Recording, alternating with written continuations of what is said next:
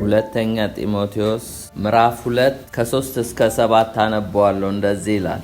በጌታ ስም አነባዋለሁ። እንደ ኢየሱስ ክርስቶስ በጎ ወታደር ሆነ አብረህም መከራ ተቀበል።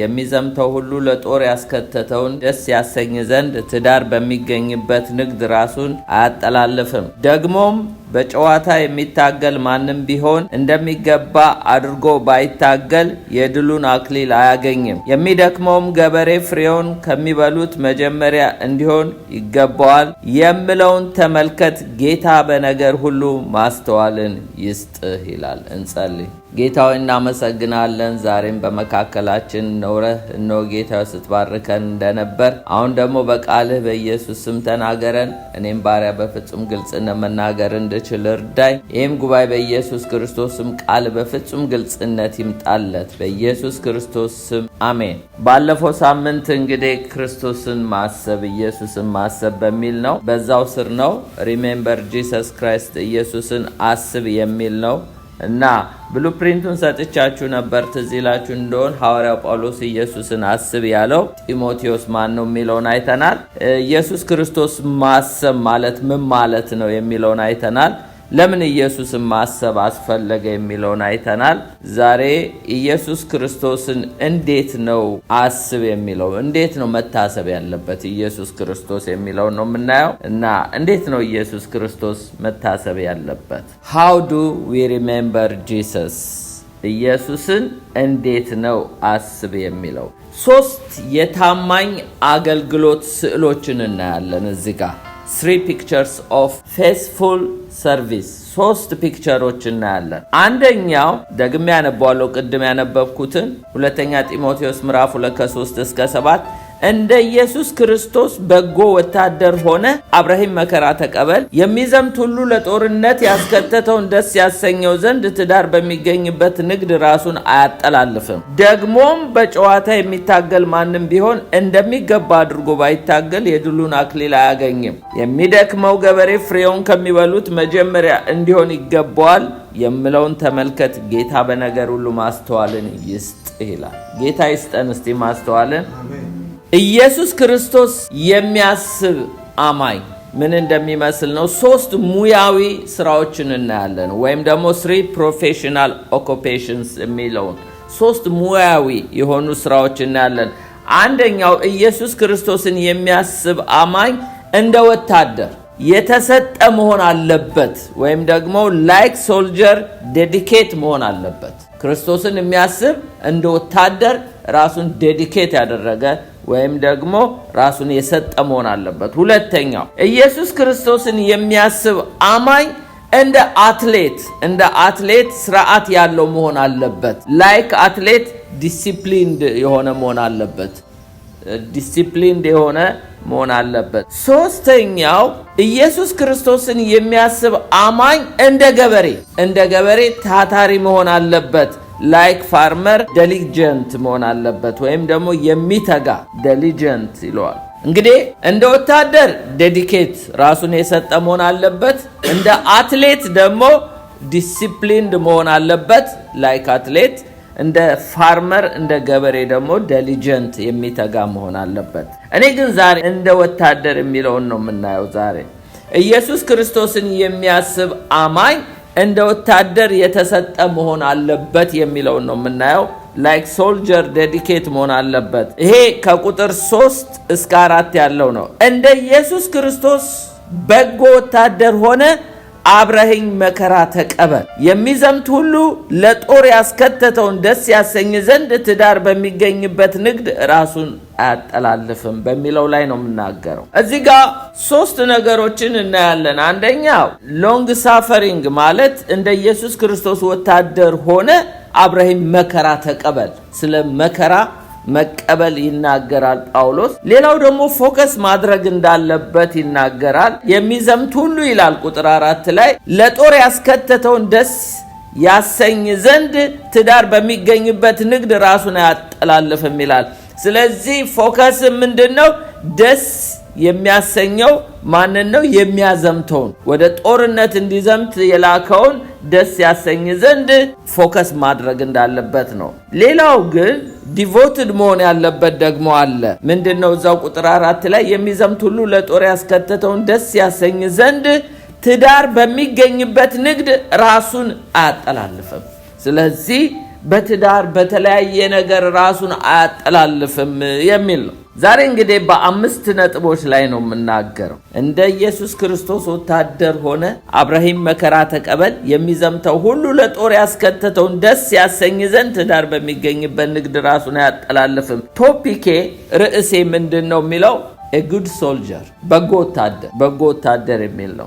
ኢየሱስ ክርስቶስን የሚያስብ አማኝ እንደ በጎ ወታደር እንግዲህ 5 ነጥቦች ላይ እናገራለሁ። አንደኛ he is a follower እርሱ ተከታይ ነው። ሁለተኛ he is faithful እሱ ታማኝ ነው። ሶስተኛ he is familiar እርሱ ለነገሮች እንግዳ ያልሆነ የሚያውቅ ነው ማለት ትችላላችሁ።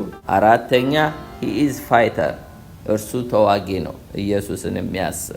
አምስተኛና የመጨረሻው he is a finisher እርሱ ጨራሽ ነው። ደግመዋለሁ a good soldier በጎ ወታደር ኢየሱስ ክርስቶስን የሚያስብ አማኝ he is a follower እርሱ ተከታይ ነው፣ disciple ነው። he is faithful እርሱ ታማኝ ነው። he is familiar እርሱ ለነገሮች እንግዳ ያልሆነ የሚያውቅ ነው፣ ቤተሰብ ነው ማለት ይቻላል ለነገሮች። አራተኛ እሱ ተዋጊ ነው he is a fighter። አምስተኛው he is a finisher እሱ ጀምሮ የሚያቆም ሳይሆን የሚጨርስ ነው። አሁን አንድ ባንድ እንሄዳለን። a good soldier is a follower በጎ ወታደር ተከታይ ነው። ሁለተኛ ጢሞቴዎስ 2:3 ላይ እንደ ኢየሱስ ክርስቶስ በጎ ወታደር ሆነ አብርሃም መከራ ተቀበል ይላል። ጳውሎስ የኔን አርያ ተከተል እያለው ነው። እንደኔ አብርሃም መከራ ተቀበል፣ የኔን አርያ ተከተል፣ እኔን ተከተል ወይም ደግሞ የኔን አርያ ተከተል እያለው ነው ጳውሎስ።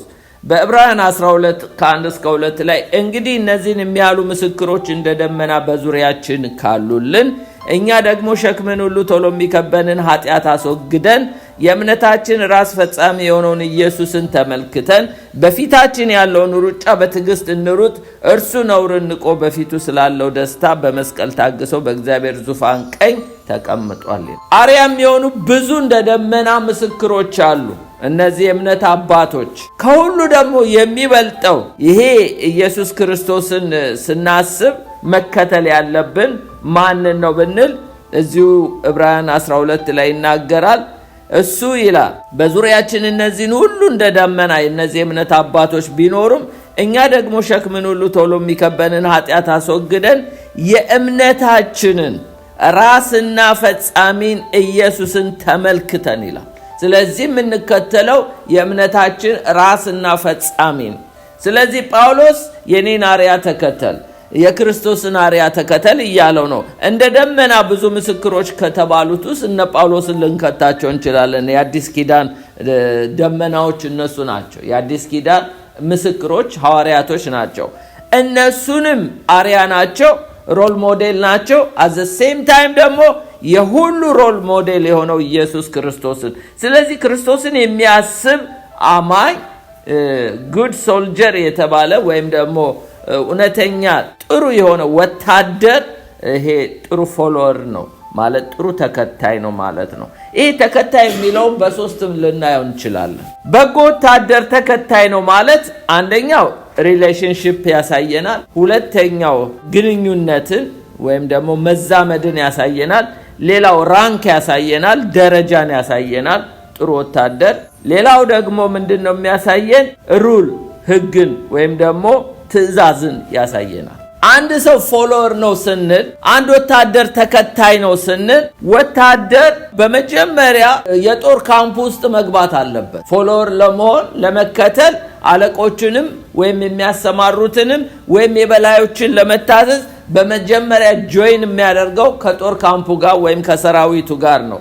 እኛም ደግሞ ክርስቶስን ኢየሱስን ለመከተል ወይም ደግሞ እነዚህ የእምነት አባቶች ወይም የእምነት ጀግኖች የሄዱበትን ሩጫ ለመሮጥ እንደ ጥሩ ወታደር ለመሆን በመጀመሪያ መዳን ኢምፖርታንት ነው። ምክንያቱም መንፈሳዊ ጦርነት ወይም መንፈሳዊ ነገር ላይ ኢንጌጅ የምንሆነው እኛ አስቀድመን ዳግም መወለድ ስንችል ነው። ዳግም ያልተወለደ ሰው በጌታ በኢየሱስ አምኖ ያልዳነ ሰው መንፈሳዊ ውጊያ ሊዋጋም አይችልም።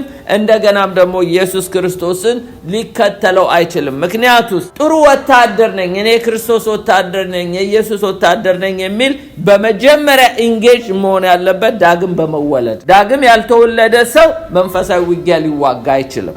ስለዚህ የመጀመሪያው የሚቀድመው ምንድነው?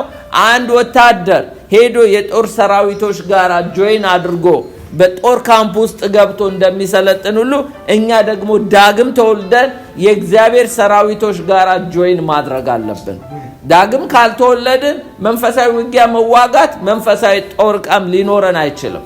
ስለዚህ ጆይን የምናደርገው ከእግዚአብሔር ሰራዊት ጋር በመጀመሪያ ኢምፕላይስ ሪሌሽንሺፕ ኢምፖርታንት ነው። ሁለተኛው ኢምፕላይስ ራንክ። በወታደር ቤት ራንክ አለ፣ ደረጃ አለ። ማቴዎስ 8:5-10 ወደ ቅፍርናሆም በገባ ጊዜ የመቶ አለቃ ወደ እሱ ቀርቦ ጌታ ሆይ ብላቴናዬ ሽባ ሆኖ እጅግ እየተሰቃየ በቤት ተኝቷል ብሎ ለመነው። ኢየሱስም እኔ መጥቼ ፈውሰዋለሁ አለው። የመቶ አለቃውን መልሶ ጌታ ሆይ በቤቴ ጣራ ከቶ ልትገባ አይገባም፣ ነገር ግን ቃል ብቻ ተናገር ብላቴና ይፈወሳል አለ። እኔ ደግሞ ለሌሎች ገዢ ነኝና አለ። ማለት እኔ መቶ አለቃ ነኝ፣ ከስሬ እማዛቸዋሉ፣ ከኔ በታች ጭፍራ አለኝ። አንዱን ሂድ ብለው ይሄዳል፣ ሌላውንም ና ብለው ይመጣል። ባሪያዬን ይህንን አድርግ ብለው ያደርጋል አለው። ኢየሱስም ሰምቶ ተደነቀና ለተከተሉት እንዲህ አለ፣ እውነት እላችኋለሁ በእስራኤል እንኳን እንዲህ ያለ ትልቅ እምነት አላገኘሁም አለ። አያችሁ፣ በወታደር ቤት ራንክ አለ። እውነተኛ ወታደር፣ የክርስቶስ ወታደር፣ እውነተኛ አማኝ፣ እኔ የክርስቶስ በጎ ወታደር ነኝ የሚል በተለይ በጌታ ቃል ላይ ይሄ ኦቶሪቲ ባለው ቃል ላይ መታመን መቻል አለበት። ምክንያቱም የኛ ካፒቴን ኢየሱስ ነው፣ የኛ አዝማች ኢየሱስ ነው። ውጡ፣ ግቡ፣ በዚህ ተሰማሩ የሚለን ጌታ ነው። ይሄ እንኳን መቶ አለቃ፣ ይሄ ሮማዊ ወታደር አሕዛብ ሆኖ ሳለ ኢየሱስ በእስራኤል እንኳን እንደዚህ አይነት እምነት አላገኘውም ማለት። ለምን? በራንክ የሚያምን ነው። የመቶ አለቃ ከስሩ ጭፍሮች አሉ፣ እሱ ካዘዛቸው ይታዘዛሉ። ስለዚህ ይሄንን ራንክ ጠብቆ የወታደር ምን አለ? አንተ ከሁሉ በላይ ነህ፣ ቃል ብቻ ብትናገር ብላቴናው ይፈወሳል፣ ቤቴ መግባት አያስፈልግም። እኔ እንኳን በአቅሜ በቃል ተናግሬ የማዘው ወታደር ያልኩትን ይፈጽማል። አንተማ ቃል ከተናገርክ እንዴት አይፈጸምልህም ነው። በሌላ ቋንቋ አንተ ሰማይና ምድርን በቃል የፈጠርክ ጌታ እኔ ቤት መግባት አይገባህም። ስለዚህ በራንክ የሚያምን ወታደር ነው ይሄ። እኔ ማዘው ጭፍራ ከታዘዘልኝ አንተ ቃል ብቻ ተናገር ብላቴናው ይፈወሳል አለ። እንደ እምነቱ ሆነለት። እኛ የሱን ያህል እናምናለን ወይ? ምክንያቱም እኔ ክርስቶስ ወታደር ነኝ የሚል አዝማች አለን፣ የእኛን የሚያዘን አለ። እሱም ደግሞ የቤተ ክርስቲያን ራስ የሆነው ክርስቶስ ነው። እሱ ቃል ከተናገረ ይሆናል። ነገር ግን ምን ያህል ቃሉን እናምናለን ነው እዚህ ጋር። አያችሁ፣ እውነተኛው ወታደር በራንክ ያምናል። ሌላው እውነተኛ ወታደር ደግሞ በጎ ወታደር ወይም ደግሞ የክርስቶስ ተከታይ ማለት ኢምፕላይስ ሩል፣ አለቃው ትእዛዝን የሚቀበል ነው። አሁን በወታደር ቤት ትእዛዝ መቀበል አለ። አለቆች፣ ሻለቆች አሉ፣ መቶ አለቆች አሉ፣ ጄኔራሎች አሉ፣ ኮሎኔሎች አሉ። ትእዛዝ አለ። በተለይ ትእዛዝ አለመቀበል ትልቅ ክህደት ነው። በወታደር ቤት ትልቅ ክህደት ነው።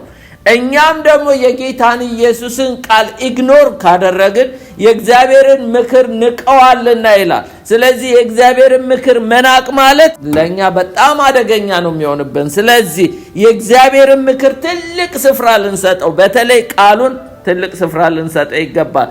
ምክንያቱም የአንድ አዛዥን አንድ ወታደር የሚያዘውን ነገር ኢግኖር ማድረግ ማለት ወይም ደግሞ አለመቀበል ማለት ትልቅ ክህደት ነው። ምናልባት ዛሬ ብዙ ሰዎች እኔ እኮ ጌታን ወደዋለሁ ይላሉ፣ በቃል ሊሉት ይችላሉ።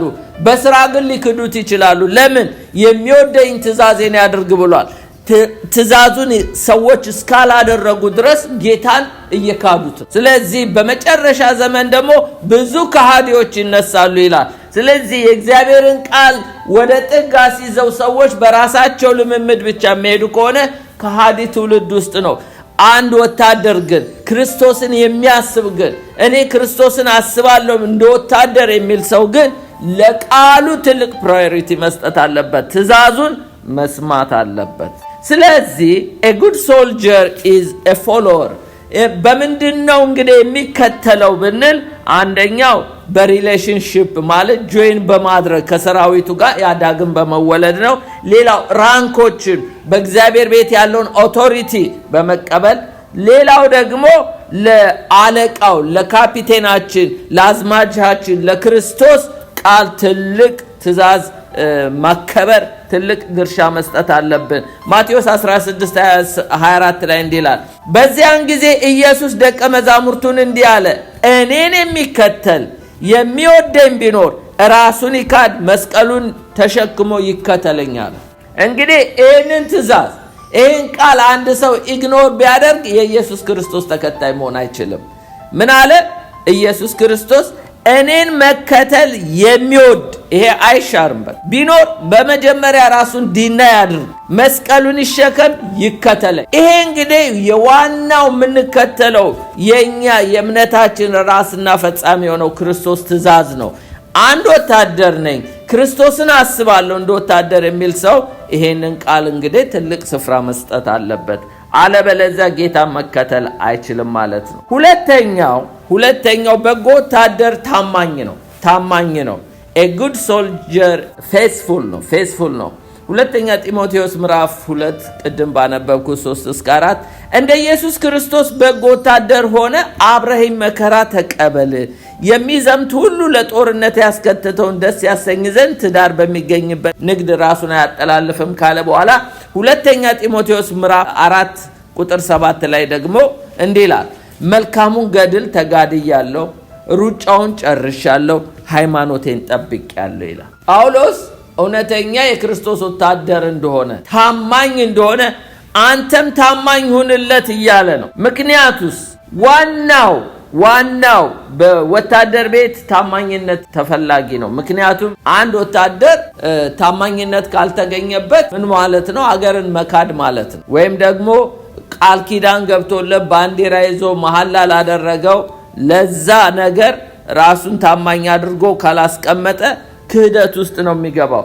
ስለዚህ እዚህ ጋር ታማኝ ሁን እያለው ነው። ታማኝነት እዚህም ጋር 3 ነገሮች እናያለን። አንደኛ ፔሸንት እናያለን፣ ሂስ ፔሸንት እናያለን፣ ትዕግስቱን እናያለን። ሁለተኛ ፕራዮሪቲ መስጠት ያለበትን እናያለን። ሶስተኛው ደግሞ ፕራክቲስ እናያለን። እስቲ የመጀመሪያውን እናያለን። በጎ ወታደር ታማኝ ነው ማለት ትዕግስቱን ያመለክታል፣ ፔሸንቱን ያመለክታል። ሁለተኛ ጢሞቴዎስ 2:3 ላይ እንደ ኢየሱስ ክርስቶስ በጎ ወታደር ሆነ አብረኸኝ መከራ ተቀበል ይላል። በጎ ወታደር መከራን የሚቋቋም ነው፣ ሬዚስት የሚያደርግ ነው። መከራና ፈተና ሲመጣ ወደፊት ነው እንጂ ወደ ኋላ አያፈገፍግም። በፊቱ ጥይት እያለ በፊቱ ጦርነት እያለ ወታደር ወደ ኋላ አይልም። አለቃው ካዘዘው እሳትም ቢሆን መግባት ብቻ ነው። ምክንያቱም ወታደር እስከ ሕይወቱ ድረስ ራሱን የሰጠ ነው። በጎ ወታደር በመንገድ ላይ ችግር እንዳለ ያውቃል። እኛም በክርስቲያን ክርስቶስ ተከታይ ነን ካልን በዓለም ሳላችሁ መከራ አለባችሁ ተብሏል እና ችግር እንዳለ ልናውቅ ይገባል። ሁሉ ነገር አልጋ ባልጋ አይደለም። ምክንያቱም አንድ ወታደር ፈተና እንዳለ፣ መከራ እንዳለ፣ ጦርነት እንዳለ፣ ችግር እንዳለ ያወቀ ወደፊት ነው የሚገሰግሰው። ግን በትዕግስት ነው። እውነተኛ አማኝ መከራ የክርስትና አካል መሆኑን ይገነዘባል ማለት ነው። ዮሐንስ 16:33 ላይ እንዲህ አለ፣ በእኔ ሳላችሁ ሰላም እንዲሆንላችሁ ይህን ተናግሬያችኋለሁ አለ ኢየሱስ። በዓለም ሳላችሁ መከራ አለባችሁ፣ ነገር ግን አይዟችሁ እኔ ዓለምን አሸንፌአለሁ። ስለዚህ ወታደር ታጋሽ ነው። በመከራ ውስጥ፣ በችግር ውስጥ፣ በተለያየ ውጣ ውረድ ውስጥ ታግሶ የሚሄድ ነው። ምክንያቱ ታማኝ ስለሆነ። ሌላው ወታደር ፕራዮሪቲ ይሰጣል። ታማኝ ነው ማለት በጎ ወታደር ታማኝ ነው ማለት ቅድሚያ የሚሰጣቸው ነገሮች አሉ። ምንድነው ቅድሚያ የሚሰጠው? አዛዡን ለማስደሰት ነው ቅድሚያ የሚሰጠው። መጀመሪያ አለቃው ያዘዘውን ለማስደሰት ነው። ሁለተኛ ጢሞቴዎስ 2:4 ላይ የሚዘምተው ሁሉ ለጦር ያስከተተውን ደስ ያሰኝ ዘንድ ትዳር በሚገኝበት ንግድ ራሱን ያጠላል፣ የሚያዘምተውን ደስ ያሰኝ ዘንድ ይላል። ስለዚህ ፕራዮሪቲ መስጠት ያለበት ወታደር ያዘመተውን ነው። ዛሬ የኛ አዝማች ኢየሱስ ነው። ፕራዮሪቲ መስጠት ያለብን ለአዝማቻችን ነው። አንደኛ ቆሮንቶስ 10:31 ላይ ምን አለ? በእርግጥ ስለ ምግብ ነው የሚያወራው፣ ግን እዚህ ጋር የሚናገረው ቃል አለ። አንደኛ ቆሮንቶስ 10:31 እንግዲህ የምትበሉ ወይም የምትጠጡ ብትሆኑ ማናቸውንም፣ እኔ የምፈልገው ይሄን ነው፣ ወይም ማናቸውንም ነገር ብታደርጉ ሁሉን ለእግዚአብሔር ክብር አድርጉ ይላል። ሁሉን ነገር እናንተ ራሳችሁን ለማስደሰት ሳይሆን እግዚአብሔርን ለማስደሰት ነው። እናንተ አዛዣችሁን፣ የእናንተ ፕራዮሪቲ መስጠት ያለባችሁ ለማን ነው? ለአዛዣችሁ፣ ላለቃችሁ፣ ለጌታችሁ። ለሱ ቅድሚያ ስጡት። በነገር ሁሉ እንግዲህ ጌታን ለማስደሰት አስቡ ነው የሚል። አሜን። ጌታ ይርዳል። ፕራዮሪቲ መስጠት ያለብን ለኛ ካፒቴናችን ኢየሱስ ነው። ሌላው ወታደር ታማኝ ነው ማለት ፕራክቲካሊ ልምምድ ያለው ነው ማለት ዝም ብሎ ቲዮሪ ተምሮ ብቻ አይደለም። ወታደር በእሳት ውስጥ ሁሉ በፈተና ውስጥ ሁሉ ያልፋል እና በተለይ ወታደር የሚያዋርድ ነገር ውስጥ አይገባም። አገርን የሚያስክድ ወይም ደግሞ ኢሞራሊቲ ነገር ውስጥ አይገባም። ወታደር በጣም ራሱን የጠበቀ መሆን አለበት። ዲሲፕሊን የሆነ ነው። ስለዚህ የሚያዋርድ ነገርን አያደርግም።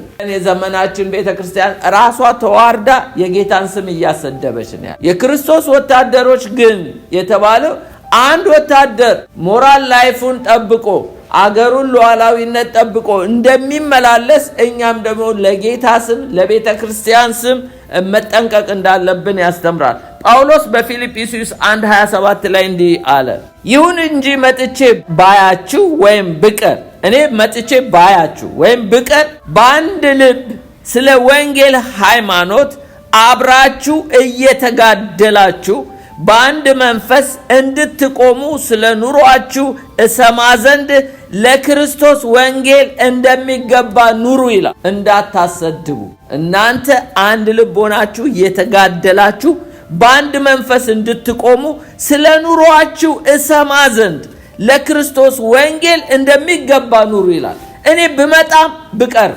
ብኖርም ባልኖርም በአንድ ልብ ስለ ወንጌል ሃይማኖት አብራችሁ እየተጋደላችሁ ይላል። ለምን? እንዳታሰድቡ የጌታን ስም። እናንተ የክርስቶስ በጎ ወታደሮች ስለሆናችሁ የሞራል ላይፍ ይኑራችሁ እያለ ነው። አንደኛ ተሰሎንቄ ምዕራፍ 2:11-12 እንዲህ ይላል፣ ወደ መንግስቱ ወደ ክብሩ ለጠራችሁ ለእግዚአብሔር እንደሚገባ ትመላለሱ ዘንድ እየመከርን እያጸናን እየመሰከርንላችሁ አባት ለልጆቹ እንደሚሆን ለእያንዳንዳችሁ እንደሆንን ታውቃላችሁና ይላል ጳውሎስ። ስለዚህ የተሰሎንቄን ቅዱሳን ምን ይላቸዋል? ለእግዚአብሔር እንደሚገባ ትመላለሱ ዘንድ ይላል። እየመከርናችሁ እያጸናን እየመሰከርንላችሁ ይላል። አባት ለልጆቹ እንደ ሞግዚት ተንከባከብናችሁ። ለምን? ለእግዚአብሔር እንደሚገባ እንድትኖሩ ይላል። አለበለዚያስ እንደሚገባ ካልኖሩ ያው በዘመናችን እንደምናየው የጌታን ስም ማሰደብ፣ ቤተክርስቲያንን ማሰደብ፣ በሶሻል ሚዲያው በተለያየ ነገር ግን አንድ ወታደር ፕራዮሪቲ የሚሰጥ ነው። ፕራዮሪቲ ብቻ አይደለም፣ በፕራክቲካሊ ላይፍ አገሩ እንደሚያስከብር እኛም ደግሞ የጌታን ስም ቤተክርስቲያንን ስም ማስከበር መቻል አለብን። ሌላው ደግሞ በሶስተኛ ደረጃ የምናየው በጎ ወታደር ቤተሰብ ነው፣ ፋሚሊየር ነው ማለት ጉድ ሶልጀር ኢዝ ፋሚሊየር ነው ማለት በመጀመሪያ ፋሚሊየር የሆነው ላለቃው ድምጽ ነው።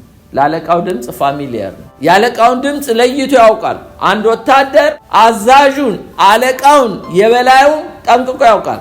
መቼም እኛ ከጌታ የበለጠ አለቃ የለንም፣ ከጌታ የበለጠ አዛዥ የለንም። ጌታ ኢየሱስ ምን ብሏል? ዮሐንስ ወንጌል 10:4 ላይ የራሱን ሁሉ ካወጣቸው በኋላ በፊታቸው ይሄዳል፣ በጎቼም ድምፄን ያውቃሉ ይከተላሉ። እኛ ለጌታ ድምፅ ፋሚሊየር መሆን አለብን። እኔ ወታደር ነኝ የሚል ጌታን እኔ አስባለሁ የሚል ሰው የጌታ ድምፅ ስትሬንጀር መሆን አይለበትም። ለጌታ ድምፅ ፋሚሊየር መሆን አለብን። ስንቶቻችሁ ተለማምዳችሁት እንደሆነ አላውቅም፣ ግን ሁላችንም እንደ በግ ወይም ደግሞ እንደ እግዚአብሔር ቅዱሳን ተከታዮች እንደ ወታደር ላለቃው ድምፅ ፋሚሊየር እንደሆነ እኛም ለጌታ ድምፅ እንግዳ መሆን የለብን። አለበለዚያ አላደግንም። ሳሙኤል ጌታ ሲጠራው ማን ጋር ነበር የሚሮጠው? ኤሊ ጋር ነበር የሚሮጠው። 4 ነው የጠራው። 4 ሲጠራው 4 ማን ጋር ሮጠ? ኤሊ ጋር ነው የሮጠው። ለምን? ፋሚሊየር አይደለም። ሳሙኤል ለጌታ ለእግዚአብሔር ድምፅ ፋሚሊየር አይደለም። እኛም ዛሬ ፋሚሊየር ካልሆንን ያው እንግዲህ አገልጋዮች ጋር ነው የምንሮጠው፣ እንደነ ኤሊ አይነቶች ጋር። እግዚአብሔር ራሱ ድምፁን ሲያሰማን መለየት እንድንችል ለዚህ ነገር ፋሚሊየር እንግዲህ በጎ ወታደር ያለቃውን ድምፅ እንደሚለይ እኛ ጌታ እናስባለን ካልን ደግሞ ይሄ ለዚህ ፋሚሊየር መሆን አለብን። ሌላው በጎ ወታደር ፋሚሊየር መሆን ያለበት ደግሞ ለዌፐን ለመንፈሳዊ ዕቃ ጦር ፋሚሊየር መሆን አለበት። ወታደር መቼም መሳሪያዎችን በደንብ ማወቅ አለበት። አይደለም መተኮስ፣ ፈቶ መገጣጠም መቻል አለበት። ወታደር ቤት የገባ ሰው ጠበንጃውንም ይሁን ክላሹንም ፈታቶ የሚገጣጥም እንጂ መተኮስ ብቻ አይደለም የሚማረው። የእግዚአብሔር ቃል ምን ይላል? በዚሁ በኤፌሶን ምዕራፍ 6 ከ10-18 በቀረውስ በጌታና በኃይሉ ችሎት የበረታችሁ ሁኑ፣ የዲያብሎስን ሽንገላ ትቃወሙ ዘንድ እንዲቻላችሁ የእግዚአብሔርን ዕቃ ጦር ሁሉ ልበሱ። መጋደላችን ከደም ወይም ከስጋ፣ መጀመሪያ መልበስ ያለብንን ማወቅ አለ። ሌላው ደግሞ መጋደላችን ከማን ጋር እንደሆነ ማወቅ አለብን። ከስጋና ከደም ጋር አይደለም ይላል። ከአለቆች ከስልጣናት ጋር፣ በዚህ ከጨለማው ዓለም ገዢዎች ጋር፣ በሰማያዊ ስፍራ ካለ ከክፉ መንፈሳዊ ሰራዊት ጋር ነው እንጂ። ስለዚህ በክፉ ቀን ለመቃወም ሁሉም ፈጽማችሁ ለመቆም እንድትችሉ የእግዚአብሔርን ዕቃ ጦር ሁሉ አንሱ። ለእግዚአብሔር ዕቃ ጦር ፋሚሊየር ካልሆንን አናነሳም። ምኑን እንደምናነሳም አናውቅም። ግን ወታደር ለእግዚአብሔር ዕቃ ጦር ፋሚሊየር መሆን አለበት። እንግዲህ ወገባችሁን በእውነት ታጥቃችሁ የጽድቅንም ጥሩር ለብሳችሁ በሰላም ወንጌል በመዘጋጀት እግሮቻችሁ ተጫምተው ይቁሙ። ወታደር እንግዲህ የሚጫመውን ነው ማወቅ አለበት። በተለይ እኛ አማኞች ወንጌልን ልንጫም የእግዚአብሔር ቃል ያዘናል። በሁሉ ላይ ጨምራችሁ የሚንበለበሉትን የክፉ ፍላጻዎች ሁሉ ልታጠፉ የምትችሉበትን የእምነት ጋሻ አንሱ። የመዳን ራስ ቁር የመንፈስንም ሰይፍ ያዙ፣ እርሱም የእግዚአብሔር ቃል ነው። በጸሎትና በልመና ሁሉ ዘወትር በመንፈስ ጸልዩ፣ በዚህ ሐሳብ ስለ ቅዱሳን ሁሉ እየለመናችሁ በመጽናት ሁሉ ትጉ ይላል ጳውሎስ። እንግዲህ ፋሚሊየር መሆን አለብን። ባይዘዌ የጦር ዕቃችን የኛ በሙሉ የምንለብሰው ዕቃ ጦር ልበሱ የተባልነው በሙሉ መከላከያ ነው። 2 ብቻ ዌፐን ነው ማጥቂያ የሚሆነው። አንደኛው በእጃችን የምንይዘው ሰይፍ ነው። ሁለተኛው የምናጠቃበት ደግሞ ጸሎት ነው። በመንፈስ ጸልዩ የሚለው በመንፈስ መጸለይና ይሄ መንፈሳዊ ሰይፍ ያለው እነሱ ኦፌንሲቭ ማጥቂያ ናቸው። ትዝ ይላችኋል ሙሴ እጁን ዘርግቶ በሚጸልይበት ዮቶርና አሮን ባያዙት ጊዜ ኢያሱ በሰይፍ ነበር የሚጨፈጭፋቸው። ሰይፉ የእግዚአብሔር ቃል ነው።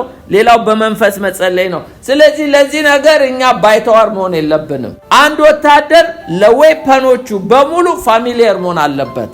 መተኮስ ካልቻለ ወይም ደግሞ አጠቃቀሙን ካላወቀ፣ አለበለዚያ መጋደሉም ከማን ጋር እንደሆነ ካላወቀ በያዘው መሳሪያ ወንድሙን ሊጎዳ ይችላል። ለዚህ ነው አንዳንዴ በጥቅስ ሰዎች ይወጋጋሉ። ለምን? መጋደላችን ከስጋና ከደም ጋር አይደለም ተብሎ ውጊያውን ካላወቅን፣ ለዚህ ነገር ፋሚሊየር ካልሆንን ጌታን አናስበው። ስለዚህ ጌታን የሚያስብ ወታደር ፋሚሊየር መሆን አለበት።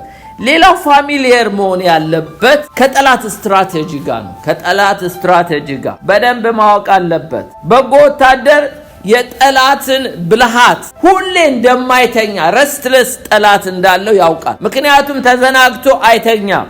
አይታችሁ እንደሆነ ወታደሮች ሲተኙ እንኳን ጠባቂ የሚቆም ሰው አለ። ሁሉም ሰው አይተኛም። ምክንያቱም ጠላት መጥቶ አታክ እንዳያደርጋቸው አንዱ ሲተኛ አንዱ ቆሞ ነው የሚያድረው።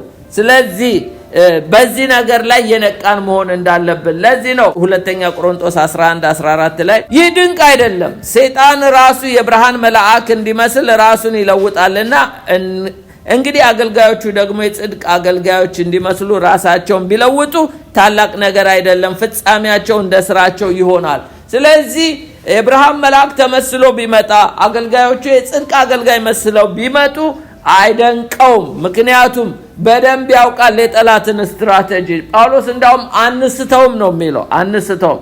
አንደኛ ጴጥሮስ 5:8 ላይ በመጠን ኑሩ፣ ንቁ፣ ባላጋራችሁ ዲያብሎስ የሚውጠውን ፈልጎ እንደሚያገሳ አንበሳ ይዞራልና ይላል። ስለዚህ ጠላት እየዞረን እኛ የምንተኛበት ጊዜ አይደለም። ምክንያቱም እውነተኛ ወታደር ነቅቶ የሚጠብቅ ነው። ሌላው ወታደር እኔ ክርስቶስ ወታደር ነኝ የሚል ሰው አለቃው አዝማቹ ዝም ብሎ እሳት ውስጥ ማግዶት አይተውም። አብሮት የሚዘምትም አለ። አንዳንድ ጄኔራሎች እንዳውም አብረው ነው ጦርነት የሚገቡት ከተራው ወታደር ጋር ተዋግቶ ያዋጋል። ጌታ እንደማይተወን ማወቅ አለም። ውጊያ ውስጥ ጌታ እንደማይጥል ዕብራውያን 13:5 ላይ እንዲህ ይላል፣ አካሄዳችሁ ገንዘብ ያለ መውደድ ይሁን፣ ያላችሁ ይብቃችሁ ይልና እርሱ ራሱ አልለቅህም ከቶ አልተውህም ብሏል። ጌታ አይለቅም አይተው። በውጊያ ውስጥ እንኳን ብንሆን በሰልፍ ውስጥ ብንሆን ጌታ ተዋጊው ተወጪው ብሎ አይለቅም። ምክንያቱም ከውጊያው ጋር አብሮ ጌታ ይገባል። ስለዚህ ይህንን ያውቃል። ጌታው ደግሞ አብሮት እንደሆነ አዝማቹ አብሮት እንደሆነ ያውቃል። በጎ ወታደር ደግሞ ጠላት የትኛውንም አይነት ወጥመድና ፈተና ቢያደርግበት ማምለጫ ጌታ እንደሚያዘጋጅለት ያውቃል። አንደኛ ቆሮንቶስ 10:13 ላይ እንዲህ ይላል፣ ለሰው ሁሉ ከሚሆን በቀር ምንም ፈተና አልደረሰባችሁም፣ ነገር ግን ከሚቻላችሁ መጠን ይልቅ ትፈተኑ ዘንድ የማይፈቅድ እግዚአብሔር የታመነ ነው። ትታገሱ ዘንድ እንድትችሉ ከፈተናው ጋር መውጫውን ግን ያደርግላችኋል። የትኛውም አይነት ኮምፕሊኬትድ የሆነ ፈተናዎችና መከራዎች ጠላት ትራፖላ ቢያመጣብን እግዚአብሔር ግን መውጫ ማምለጫን ያዘጋጅልናል። ምክንያቱስ አብሮን ስላለ ጌታ ማለት ነው። በጎ ወታደር ሌላው ምንድነው የሚያደርገው? የትኛውም አይነት ጦርነት የትኛውም አይነት ጠላት ቢኖር ከጌታ በላይ አይደለም። እስቲ ከጌታ በላይ አይደለም በሉ። ይኸውላችሁ ዘሩባቤል አንዴ ቤተ መቅደስ ሊሰራ ተነሳና በኋላ ከለከሉትና አቆመ ለ16 ዓመት። ለካ ተራራ ሆኖበት ነው። እነዛ አለቆች ባለስልጣናቶች ለሱ ተራራ ሆነውበት ነበረ። ምክንያቱም ከዛ በላይ ማለፍ አይችልም። ግን ከጌታ በላይ አልነበረም ያ ነገር።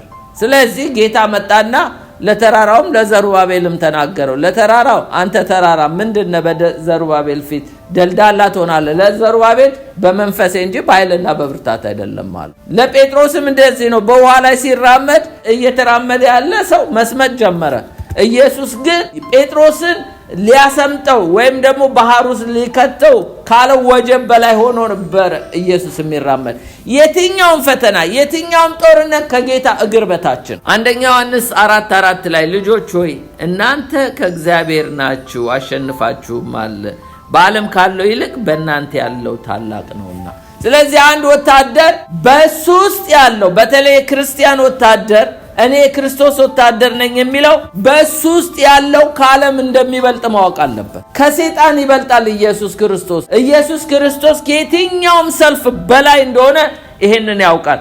አንደኛው እንግዲህ የጠላትን ስትራቴጂ እንደማይተኛለት ያውቃል። ሌላው በጎ ወታደር ተዋጊነቱ ለራሱ ብቻ አይደለም። ተዋጊነቱ በጎ ወታደር ቤተሰብ ነው፣ ፋሚሊየር ነው ስንል እንግዲህ ለራሱ ብቻ ሳይሆን ለሌሎችም ነው የሚዋጋላቸው። በጎ ወታደር ስለ ራሱ ደህንነት ብቻ ሳይሆን ገላትያ ምዕራፍ 6:2 ላይ ከናንተ ያንዳንዱ ያንዱን ሸክም ይሸክም እንዲሁ የክርስቶስን ሕግ ፈጽሙ ይላል። አንዱ ለሌላው ይዋጋ፣ አንዱ የሌላውን ሸክም ይሸከም። ምክንያቱም ወታደር ለራሱ ብቻ አይደለም ለሌሎችም ነው የሚጋደለው። መቼም አንዳንድ ጊዜ ለራሳችን ብቻ እንጸልያለን፣ እኛም ብቻ ያማከለ ጸሎት። ግን አንዳንድ ጊዜ አልፈን ለሌሎች ኢዮብ እኮ ለሌሎች ሲዋጋ ለሌሎች ሲጸልይላቸው ነው የሱ ምርኮ የተመለሰና እግዚአብሔር ይርዳል ለሌሎች መጸለይ እንድንችል። ወደ አራተኛው መጣው። በጎ ወታደር ተዋጊ ነው፣ ፋይተር ነው። a good soldier is a fighter። እንግዲህ እኔ ክርስቶስ ወታደር ነኝም የሚል ተዋጊ ነው። ምክንያቱስ በመንፈሳዊ ጦር ሜዳ ላይ ነው ያለ ነው። እዚህ ጋር ሶስት ነገር ይናገራል። ጥቅሱ ይሄ ሁለተኛ ጢሞቴዎስ 4:7 ላይ ነው ጳውሎስ የተናገረው ነው። መልካም ገድል ተጋድያለሁ፣ 1 ሩጫውን ጨርሻለሁ፣ 2 ሃይማኖቴን ጠብቄያለሁ፣ 3 ይሄ ፋይተር የሚለው አንደኛው ምንድነው የሚለው ተጋድያለሁ ይላል፣ ሁለተኛ ጨርሻለሁ ይላል፣ ሶስተኛ ጠብቄያለሁ ይላል። በጎ ወታደር ተዋጊ ነው ማለት የመጀመሪያው እንግዲህ ዲተርሚኔሽን ወይም ደግሞ ዲተርማይንድ ያደረገው ምንድነው? መልካሙን ገድል ተጋድያለሁ። በቃ ለዚህ ነገር ጳውሎስ ራሱን ሰጥቶ ሲጋደል እንደኖረ ያሳየናል። ሁለተኛ ጢሞቴዎስ 4:7 ላይ መልካሙን ገድል ተጋድያለሁ። በጎ ወታደር ከጠላት ፊት አይሸሽም፣ ከጦርነት አይሸሽም። ይልቁኑ ጦርነቱ እስኪያልቅ ድረስ ይቋቋማል፣ ይጋደላል ማለት ነው። ዲተርማይንድ ነው፣ አያፈገፍግም። ብዙ ክርስቲያኖች ከጦርነት ውስጥ አንዳንዴ ይወጣሉ። የወጡ ሰዎችን ላሳያችሁ። ጳውሎስ በጣም ያዘነባቸው ምን ይላል? ጳውሎስ በአንደኛ ጢሞቴዎስ 1:19-20 እምነትና በጎ ሕሊና ይኑርህ። አንዳንዶች ሕሊናን ጥለው መርከብ አለመሪ እንደሚጠፋ በእምነት ነገር ጠፍቷልና ከነዚህም እንዳይሳደቡ ይማሩ ዘንድ ለሰይጣን አሳልፌ የሰጠኋቸው ሄሜኔዎስና እስክንድሮስ ናቸው ይላል። እስክንድሮስና ሄሜኔዎስ የተባሉት መልካም ገድል የሚጋደሉ ግን አሁን ሕሊናቸውን ጥለው በእምነት ነገር ጠፍቷል ይላል። እነዚህን አሁን መርከብ አለመሪ እንደሚሄድ በእምነት ነገር ስለጠፉ እነዚህ እንዳይሳደቡ ይላል፣ እንዳይሳደቡ ይማሩ ዘንድ ለሰይጣን አሳልፌ የሰጠኋቸው ይላል። ጳውሎስ ከዚህ በፊት በቆሮንቶስ እንዲሁ ሲያመነዝር የነበረው ለሰይጣን አሳልፎ ሰጥቶት ነበር። እዚህ ላይ ደግሞ ሄሜኔዎስና እስክንድሮስን ለሰይጣን አሳልፎ ይማሩ ዘንድ ይቀጡ ዘንድ። ምክንያቱስ መርከብ አለመሪ እንደሚሄድ ሕሊናቸውን ጥለው በእምነት ነገር ጠፍተዋልና ይላል። ቆራጥ ወታደር በገድሉ ሲገባ እንግዲህ አንደኛ ዲሲፕሊን ያለው መሆን አለበት ብለናል እና እነዚህ ግን ከስርዓት ውጭ ወጥተው ነበረ እና እንደነ ሄሜኔዎስና እስክንድሮስ አይነት ሰዎች ናቸው ሕሊናቸውን የጣሉ። ስለዚህ እንደዚህ አይነቱን ነገር መጠንቀቅ እንዳለበት ነው ጳውሎስ ለጢሞቴዎስ የሚነግረው። እና በጎ ወታደር ማለት እንግዲህ ቆራጥ ነው፣ ፋይተር ነው። ሲዋጋ ግን ዲተርማይንድ ሆኖ ነው። ሌላው በጎ ወታደር ምንድነው? ወደፊት ነው የሚገፋው፣ ወደ ኋላ አያመነታም። ሁለተኛ ጢሞቴዎስ 4:7 ላይ መልካሙን ገድል ተጋድያለሁ ከኋላ በኋላ ሩጫውን ጨርሻለሁ ይላል ጳውሎስ። ሩጫውን የሚጨርስ ነው። ሕይወቱንም ሰውቶ ቢሆን የተላከበትን ተልእኮ የሚፈጽም ነው። እኛ እስከ ሞት ድረስ የታመንን እንጂ ሩጫ ሮጠን እንደነ ዴማስ በኋላ ላይ ወደ ኋላ የምናፈገፍግ መሆን ሳይሆን እንዳውም እስከ ሞት የታመንክ ሁን ነው የሚለው ራዕይ ምዕራፍ 2 ላይ። ጌታን አስባለሁ የሚል ሰው እስከ ሞት ድረስ የታመነ መሆን አለበት። ወታደር እንግዲህ ጦርነቱ በተፋፋመ ጊዜ ወደ ኋላ የሚመለስ አይደለም፣ እሳት ውስጥም ነው የሚገባው። ስለዚህ እኛ ደግሞ በክርስቶስ ኢየሱስ ወታደር ነኝ ካልን ወደፊት ድራይቭ ማድረግ አለብን እንጂ ወደ ኋላ። ለዚህ ነው ጳውሎስ ሩጫውን ጨርሻለሁ አለ።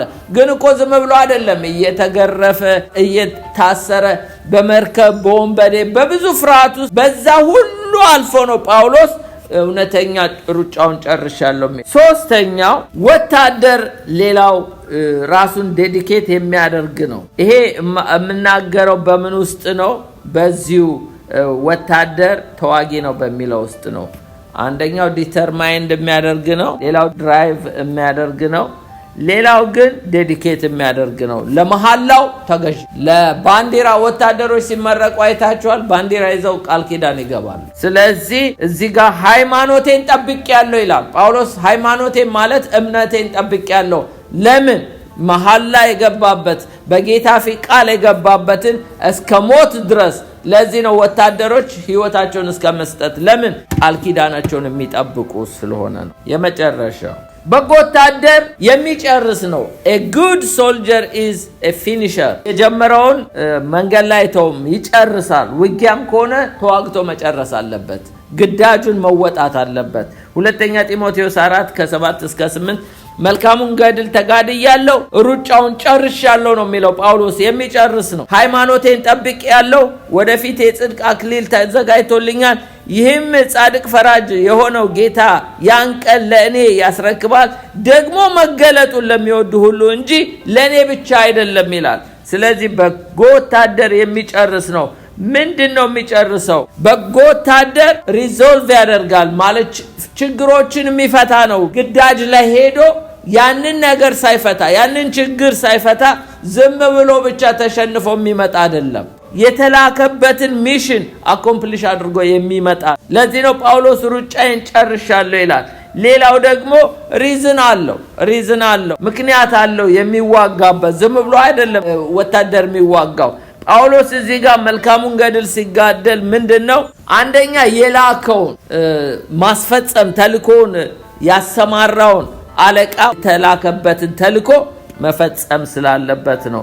በጎ ወታደር በሰራዊቱ ውስጥ በታማኝነት መመላለስ እንዳለበትና ሌላው ደግሞ ሕይወቱን ለሰጠበት ለአገሩ ሲል ጌታን ከወደድን ለጌታ ስንል ሕይወታችንን የምንሰጠው ጉዳይ ነው። ምክንያቱም እዚህ ጋር ሪዝን ሊኖረን ይገባል ለውጊያ።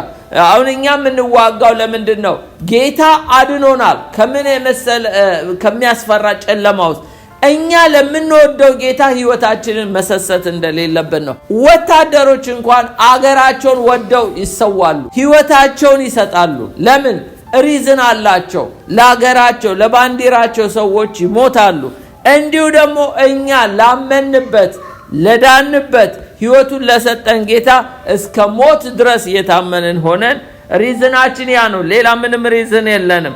መንግስተ ሰማያት መግባት ብቻ ሳይሆን የዋጀንንም ጌታ እንዳናሳፍረው። ምክንያቱም ጌታ ነፍሱን ከሰጠን እኛም ደግሞ ሁለንተናችንን ሳንሰስት መስጠት እንዳለብን ነው። ሌላው በጎ ወታደር መጨረስ ያለበት ምንድነው? ለሪዋርድ ነው።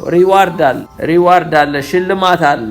ማቴዎስ 25:1-23 ጌታውም መልካም አንተ በጎ ታማኝ ባሪያ፣ በጥቂቱ ታምናል፣ በብዙ ሾምሃለሁ፣ ወደ ጌታ ደስታ ግባ አለው። 2 መክሊት የተቀበለውም ደግሞ ቀርቦ ጌታ ሆይ 2 መክሊት ሰጥተኸኝ ነበረ፣ እነሆ ሌላ 2 መክሊት አተረፍኩበት አለ።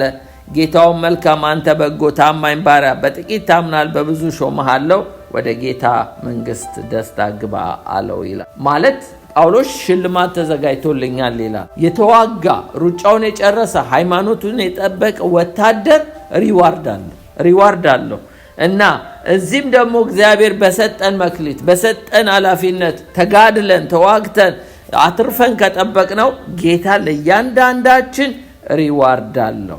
አሁን ማጠቃለያ የምነግራችሁ ጥቅስ የሌለው ነገር ግን የወታደር ክህሎት ምንድናቸው? እነዚህ ነግሬያችሁ ጨርሳለሁ። ኢሴንሻል ስኪል ኤንድ ትሪትስ፣ አስፈላጊ ክህሎቶች እና ባህሪያት ይላል። ወታደር ስርዓት የሚያውቅ ነው፣ ዲሲፕሊን ያለው ነው አንደኛው። ሁለተኛው መላመድ፣ አዳፕቲቢሊቲ ማለት ነገሮችን ሁሉ በተላከበት አዳዲስ ነገሮችን ሁሉ መዛመድ ወይም ደግሞ አዳፕት የሚያደርግ ነው ወታደር። ሌላው የመቋቋም ችሎታ አለው፣ ሬዚላንስ ይለዋል። ችግሮችን መቋቋም የሚችል ነው። ሌላው ቲምወርክ አለ። በወታደር ቤት በግሩፕ ነው የሚሰሩት። ሌላው ግንኙነታቸው ወታደሮች ግልጽ የሆነ ኮሚኒኬሽን አላቸው። መረጃ በግልጽ ነው የሚቀባበሉት። በወታደር ቤት ዛሬ ኮንፊውዥን የሚፈጠረው በቤተ ክርስቲያን እኮ ትክክለኛ መረጃዎችን ስለማንቀባበል ነው። ማለት በወንጌል ያለውን እውነት ትሩዝ ስለማይነገር ነው ዛሬ ሰይጣን እድል ፈንታ ያገኘው። በወታደር ቤት ግን ሚስጥር እየተጠበቀ አሁን እኛ አንድ ሰው ኃጢአት ቢሰራ ነገ ሶሻል ሚዲያ ላይ ነው የሚወጣው ትክክል ያልሆነ ነገር። ግን ወታደር ቤት እንደዚህ አይደለም፣ ስርዓት አለው። ሌላው አካላዊ ብቃት አለ በወታደር ቤት። ይሄ ምንድነው? ፊዚካል ፊትነስ ይለዋል። ሌላው በሜንታል ቶትስ ጫና እንኳን ቢኖርባቸው በጣም ሻርፕ የሆነ ማይንድ እንዲኖራቸው አድርገው ነው የሚያሰለጥኗቸው እና ኢየሱስ ክርስቶስን የሚያስብ አማኝ እንደ ወታደር የተሰጠ ዴዲኬት መሆን አለበት። ዋና እሴቶቹ ኮር ቫልዩስ የሚባሉ የወታደር ምንድነው? ሎያሊቲ ነው። ሎያሊቲ ማለት ለሀገሩ ወይም ደግሞ ለህዝቡ ወይም ደግሞ ለተሰጠው ዓላማ ታማኝ መሆን አለ። ሌላው ግዳጅ፣ ግዴታ ዲዩቲውን መፈጸም አለበት። ወታደር ነኝ ያልን ሁላችን ግዳጅ አለብን። ሌላው አክብሮት አለ። በወታደር ቤት አንዱ ሌላውን ሪስፔክት ያደርጋል። እኛ እርስ በርሳችሁ ተከባበሩ ነው የሚለው የእግዚአብሔር ቃል። በወታደር ቤት ሪስፔክት አለ። ሌላው ከራስ ወዳድነት ነፃ የሆነ አገልግሎት ሰልፍለስ ሰርቪስ አለ። ማለት ሰልፍለስ ሰርቪስ የሚያደርግ ወታደር ህይወቱን ሁሉ ለሀገሩ አሳልፎ ይሰጣል።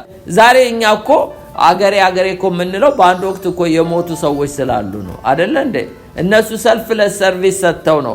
እኛም ደግሞ በእምነታችንም እኮ ዛሬ ትላንትና በክርስቶስ ምክንያት ተሰደው መከራ በልተው ሰልፍለስ ሰርቪስ የሰጡ ሰማዕት የሆኑ ሰዎች ያቆዩት እምነት ውስጥ ነው። እኛም ሌሎች በደከሙበት ድካም ገባችሁ የተባል ነው። ሌላው ጠንካራ ስነ ምግባር አለ።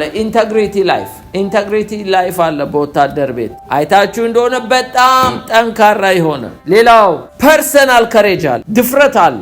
ፍርሃትና አደጋን አይፈሩም። በጣም የሚያስፈራ አደጋ እያለ ወታደሮች አይፈሩም። እንደውም ፖሊሶች አሁን አንድ ነገር ቢፈጠር ቀድመው እነሱ ናቸው የሚጋፈጡት። ለምን? እነሱ ፐርሰናል ከሬጅ አላቸው። ምክንያቱም እኛም ደግሞ ዛሬ ጌታ ኢየሱስ አይታችሁ እንደሆነ ሊይዙት በመጡ ጊዜ እሱ ራሱን ነው አጋፍጦ የሰጠው መጀመሪያ እነሱን ተዋቸው ብሎ። ምክንያቱም ፐርሰናል ከሬጅ አለ እና ኢየሱስ ክርስቶስን የሚያስብ አማኝ እንደ ወታደር የተሰጠ መሆን አለበት። ጌታ ይባርካችሁ።